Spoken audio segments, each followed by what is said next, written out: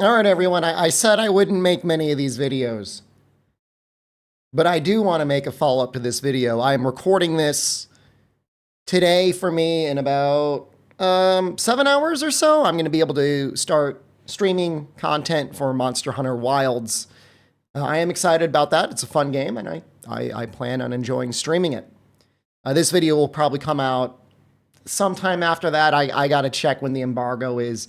To be clear, this video is going to have major endgame spoilers, because that is what this video is about. This video is about the endgame. We had a little bit of a kerfluffle. I made a video saying a worldlet at IGN reviewed Wilds, having only played World and Rise and never having played a game before. So, like, you know, little bro, new at the table, didn't know that we've all been through this before.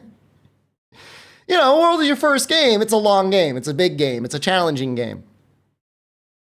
Suffice it to say, there was a long thing with IGN. I could go through and react to that whole thing. All I'm going to say is everything he said in that interview, I was right. If you're defending him, you were wrong. I'm the Michael Jordan of Monster Hunter. I am the king. My opinion is better than yours.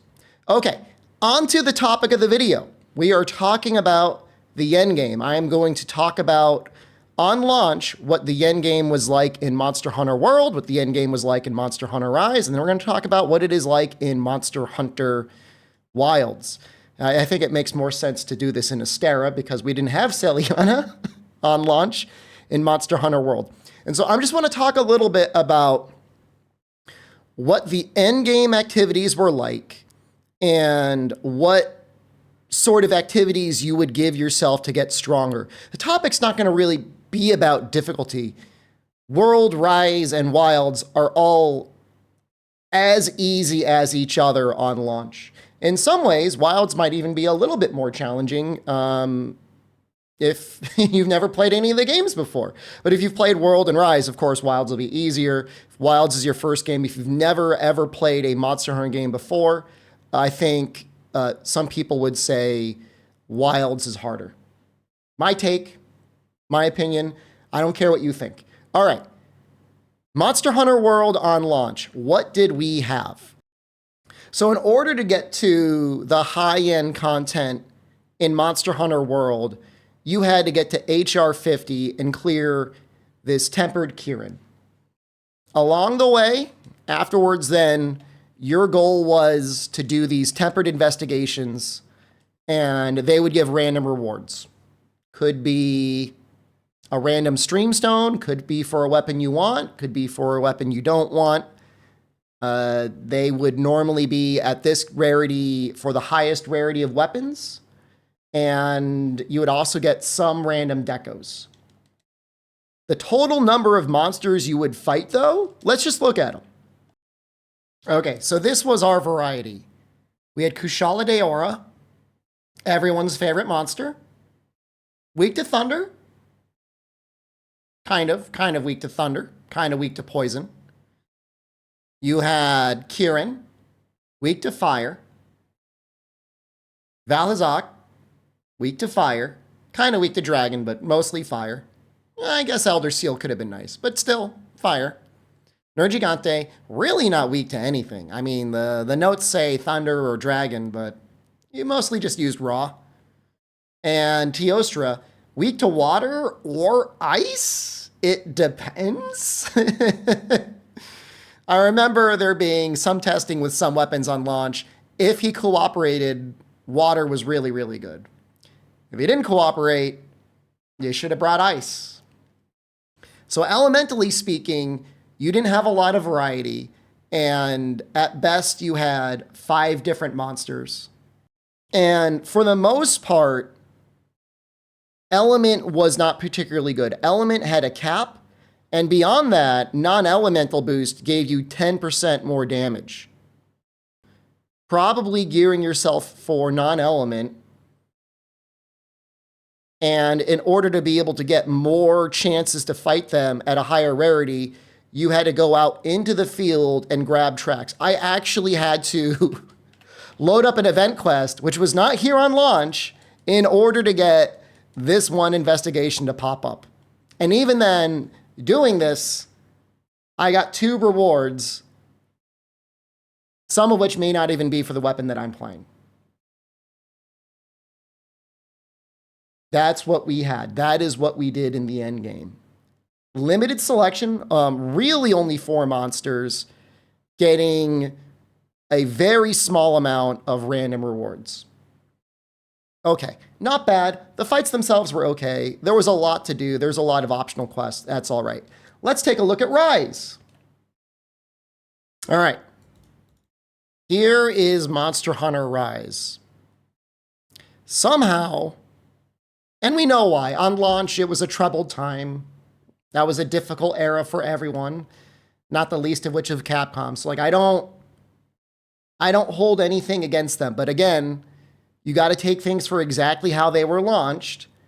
Rise on launch essentially was about fighting the only monster that gave the most amount of materials this quest. Normal Narwa, a monster that was relatively weak to dragon, still very weak to raw. I think the belly gets up to 100% motion value on it. Dragon gets up to 30, which is pretty good, but 100% motion value. When you beat that monster, you would then walk over to this guy, and the entire time, like your entire concept was just melding, just in this menu, just jamming things into him. And then when you wanted the rewards, you would go over here, or you'd go wherever the arena is, and you would get yourself killed by Rajang. There were actual content creators racing each other in speed runs to see who could die the fastest against Rajang.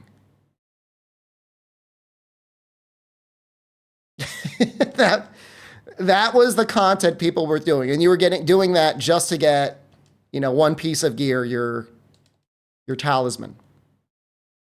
In terms of gear, and I'm not even talking about fighting other things. You could fight other things, but in terms of, again, making weapons, this was a situation where Nargacuga, most of the time, I would say 90% of the time, the Nargacuga weapon was at least 90% as effective or better than the next best choice. In many situations, it was the best choice. And the funny thing is we had a small period of time where that was almost not the case. And then they released Valstrax's armor, and then suddenly, like, almost everything that was Nargacuga was great again. There were some instances a rampage weapon could be better, or maybe there was like a Chameleos longsword or something like that might have been better.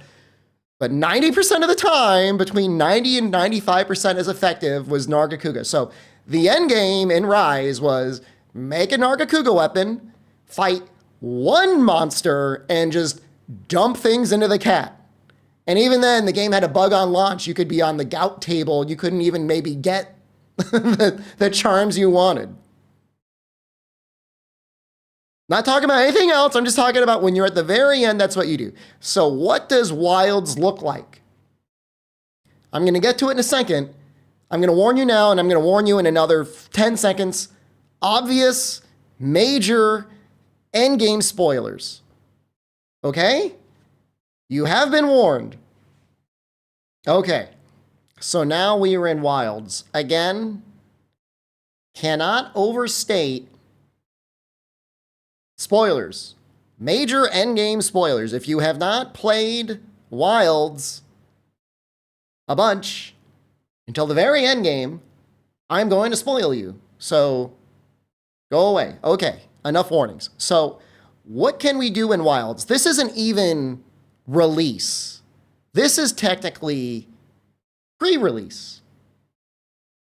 That's kind of neat. That's kind of a neat benchmark to give a game. Who even knows what's going to be in the day one patch or in a patch a week from now or what an event's going to give? I don't know. And the first title update, I think, is like in a month, maybe. So great. Okay. Day one. So the two major obvious things that you get are now either the Ardean relics, which can be of different rarities. Those ones are all red. I think I really, oh no, that's an interesting one. I did not notice that. Oh my God. I am learning in real time. This is even better than I thought. Oh my God. So there are 3 tiers of rewards for Ardean weapons, and I'll talk about them in a second.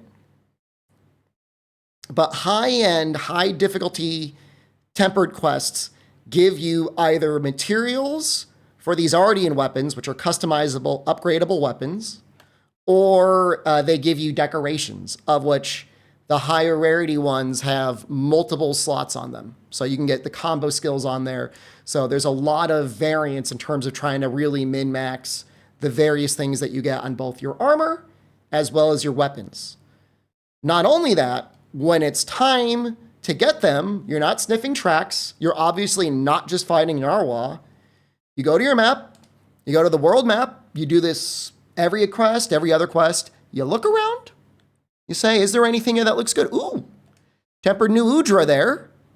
He's got some red Ardean things. That looks great. Maybe I wouldn't mind having him around. You save him as an investigation, you go around your day. Is there anything else that's good? Oh, there's another Tempered Jin Dahad. I will save him. Oh, I'm out of them. You get my point though. It is not hard. If they have something that you like, you select it, you save it, and that's either a treat for you or to the benefit of multiplayer. You could be like, hey, I got this really badass investigation. And in some cases I did have some really badass ones. I don't know what my best one is right now. We can go by high difficulty. Well, look at this one here. Imagine being the guy that shows up to the hunting night and you're like, look at all these rewards. All we got to do is kill a Conga Lala in addition to the Arkveld, and we have a whole lot of decorations. I think that's pretty neat. I think that's pretty good. So what'll happen is sometimes on the map, monsters will combine with other monsters, and they'll create this sort of multi-hunt investigation. In some cases, and I had no idea, even if it's a very low tier monster that's tempered, in this case, Lala Barina, as long as it's paired up with a higher tier threat monster, you get a lot of rewards. That's pretty cool. What is the variety that you're doing? Well, let's go to the monster field guide. Again, obvious spoilers, but in terms of the high-end tier monsters you're fighting, obviously there's Arkveld. He's showing up all the time. I find it very funny that the storyline was like, oh no, poor Arkveld, what will we ever do? There's not enough Arkvelds. He deserves to live. I've killed so many goddamn Arkvelds. It's a lot of Arkvelds. If I have one complaint, give me more of the other monsters. But if he's in an investigation, he's weak to dragon. Gore Magala, weak to fire or dragon. Where are the other ones? New Udra, weak to water. Ray Dao, weak to ice. Where's the other guy? Jin Dahad, weak to fire. And then Uthdun is the last one. Weak to thunder. So, and that's just going over the elemental weaknesses. But there are so many armor skills in this game that boost your element. I have not done the number crunching, but if you want to use element, I promise you it's at least as good as raw for the majority of weapons. And that's not even saying anything about status. Because when we get into the high-end gear crafting, you are exclusively making either fire or some sort of elemental or some sort of status weapon. You could still make normal weapons, and the normal weapons are good. And there are definitely some cases where even with Ardean being such a good choice, you may still choose to use a normal monster weapon. Hunting Horn, great example. There seems to be just one song list for Ardean weapons. You may want to have more songs. You got 2 weapons. Ardian can be your big damage weapon, and then you could have another off hunting horn that is boosting that. Likewise, same thing for Gunlance. You can make Ardian Gunlances, but there's definitely some very, very good normal craftable Gunlances that you'll want to use as well. But maybe on the thing you're fighting, it takes so much elemental damage, you still want to make an elemental Gunlance and power that up. It's very possible. In terms of armor, stuff does take some work, especially fully upgrading this thing. Can I even do it? Barely.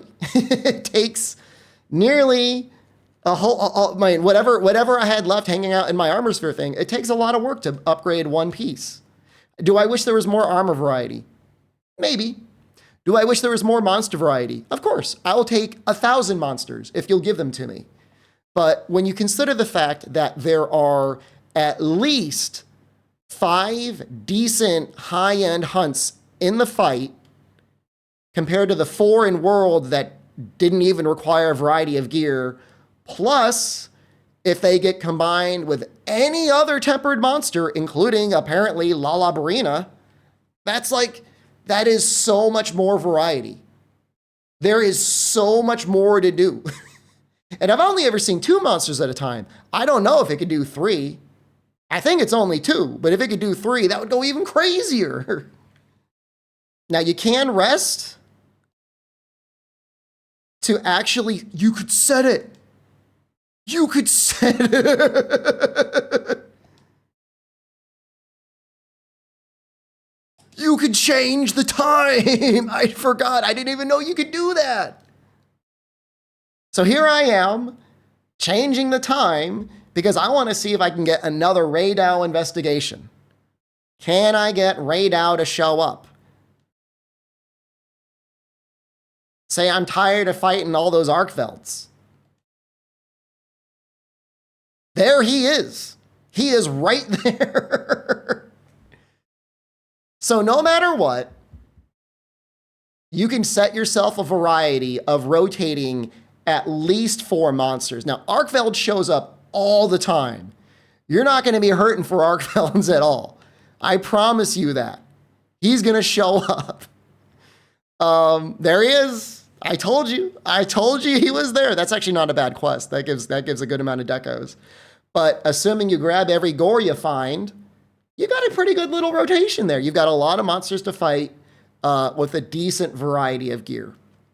Now, again, how would I compare my individual challenge fighting monsters that are tempered in wilds versus Narwa or the tempered monsters in World? I mean, Narwa was just a joke. I mean, there's no question. I mean, me as a player especially, but I think most players, when it's time to fight Narwa, I mean, it was just over. I didn't even talk about Rampages in Rise. Don't at me about Rampages in Rise. Don't even at me about mining in Rise, because those are not good things. Those only further prove my point. But, how would I compare those other fights? I will give World this 1 point. Out of all of the fights in Wilds, I enjoyed my fight against Nergigante more than everything I've mentioned so far. I love fighting that monster. World release, tempered Nergigante, even AT Nergigante. I don't care. I know people cried about it. I liked him. He was a lot of fun. It was always a really great fight. It had a great mechanic. However, that was one monster. Beyond that, I don't miss Kushala. Teostra was okay. I don't miss Kieran. I would way rather fight anything here than any of those. Jindahad is like a little dumpy. Jindahad is he's a little on the puzzle fight scale, but he's no worse than Narwa. So you gotta at least give him that much. So those are my thoughts. I don't think anybody that criticized the difficulty or analyzed the endgame in reviews got as far or did as much as I did. I said I was going to talk about my HR, but you could already tell I did get triple digits. I didn't go beyond triple digits, really, not much farther. But, I did I did a lot, and there are still things that I'm noticing and appreciating in terms of armor I could make, new mix sets I can make, new Ardian weapons I can make, because we'll go into it. Like when you go to make an Ardian weapon, if you want to make and upgrade the best Ardian weapon, you can use any monster part you want to get ore to reinforce them. But it's some work. And then when it's done, it's random what you get in terms of the rewards. So it maybe didn't roll what you wanted, and now you gotta make another one. So the people that liked Safi grinding, trying to get perfect weapons, they have you covered. On release, we have nearly the equivalent of a Safi grind here. And again, I'm not even talking about decorations. Because when it comes time, if you've decided you've made every weapon you want to make, assuming you don't have all of the decorations, maybe there's some combination you're still missing, you can go over here and you can make more. The game just gives you the choice, and there's no waiting. You just go right on over to the melding pot. I think it's right behind me. And you can either do Wyverian melding to make yourself some of these random decorations. Just give the points. You got to use other decos. Which I guess you can't even, you got to do some work. And then you can, there's a use for everything that you get. To reinforce them, you use monster parts. So you got to get the things from the investigations to make the things. And then if you want to power them up, you got to use ore that you get from the oil well basin in order to power it up. So there is more than enough to do. If you're at that point where you have made perfect highest tier rarity Ardian weapons for every element and every status, and you've maxed out your decorations, you're good. You at the very least got your money worth. and we haven't even gotten title update 1, because when we get Mizu, that's one more monster that gets mixed in, and given everyone's conversation, I'm thinking they're going to make it, again, something that's on the level of a Gore Magala, a higher tier thing. Not a tier 1, not a tier 2, tier 3, mess your ass up level monster. I hope they do. I hope it bullies people so badly, we get the other side of the discourse where people say we need the game to be easier. I hope that. But then you go to We're Cool here, when it's time to upgrade your stuff, you can choose this, and you throw whatever parts you don't need. And again, there's no waiting. You just throw them in, and then you're done. Suffice it to say, I am normally not a fan of an endgame in Monster Hunter. I make my stuff. I do a lot of stuff. I'm probably out there grinding more than most people to make great sets for everything, especially as new content comes out. My general approach is I like to make new characters and do challenge runs. Is a challenge run until the credits in this game going to be that challenging? Probably not. I don't see credits being that hard. It'll be longer than Rise. It might even be longer than World. I don't really know. I haven't really measured it yet. If I went all the way up to Gore Magala, yeah. There might be a challenge there. I think I could do it pretty reliably with a cat. Without a cat, it might be a little bit harder. The time might be an issue. Grinding out there to get up that far might be an issue. But that being said, the game being the way it is, where it is right now, I'm happy. I am excited to see where all of this goes with further title updates. And if you just want to really sink your teeth in and grind out the perfect set of gear, there's a lot to do. In terms of the challenge of the monsters, the variety is definitely way better. I think they live long enough, and I think they deal enough damage. I guess, I mean, let's load one up. Let us, with this armor set that I have, which is not bad, load up a hunt, and we will see how many hits it takes for Gemma to, for me to die. That's close enough, right? Let's just double check. Yeah. Yeah, I mean, that's all pretty up there.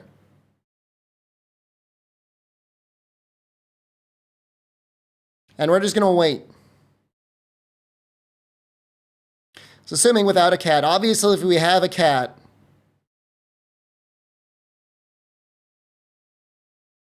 so 2 hits, I'm almost dead. And then obviously this last one is just gonna kill me.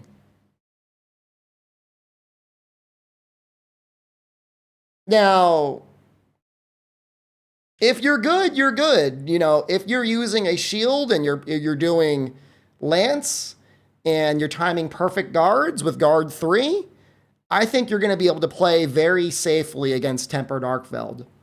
But for most players that are not using a weapon like lance with perfect guard on it, especially if they're playing multiplayer where they're not going to have a cat constantly healing them,